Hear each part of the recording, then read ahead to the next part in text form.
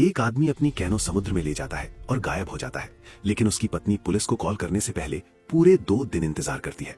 अधिकारी 3 दिन तक पानी में खोज करते हैं, लेकिन कोई बॉडी नहीं मिलती। किनारे पर सिर्फ उसकी टूटी हुई कैनो का मलबा मिलता है।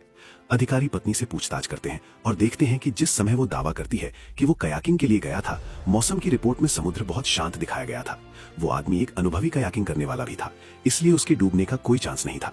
करीब से जांच करने पर उसके फोन रिकॉर्ड में उस सुबह उसके घर और उसके काम की जगह के बीच 4 अलग अलग कॉल दिखे, जिस सुबह वो गायब हुआ था। जब अंतिम संस्कार का समय आता है तो कोई बॉडी नहीं होती। पत्नी शांत होकर अंदर आती है, लेकिन जैसे ही वो भीड़ देखती है वो तुरंत टूट जाती है, रोने लगती है, कांपने लगती है और मुश्किल से खड़ी हो पाती है। ऐसा लगता है जैसे उसने कोई परफॉर्मेंस स्विच फ्लिप कर दिया हो। मौत के कुछ हफ्तों के अंदर वो उसका लाइफ इंश्योरेंस लेने के लिए फाइल करती है। उसे वो अप्रूव हो जाता है और वो मुस्कुराते हुए 2,50,000 ले लेती है। वो अपना मॉर्गेज चुकाती है और तुरंत घर भेज देती है। फिर कुछ ही दिनों में विदेश में पैसे भेजना शुरू कर देती है। जाहिर है पुलिस को उस पर शक होने लगता है। वे फोन रिकॉर्ड निकालते हैं और इंश्योरेंस टाइमलाइन देखते हैं। वे उसके फाइनेंस को क्रॉस रेफरेंस करते हैं और पाते हैं कि उस पर 60,000 का कर्ज था। सब कुछ एक ही तरफ इशारा करता है।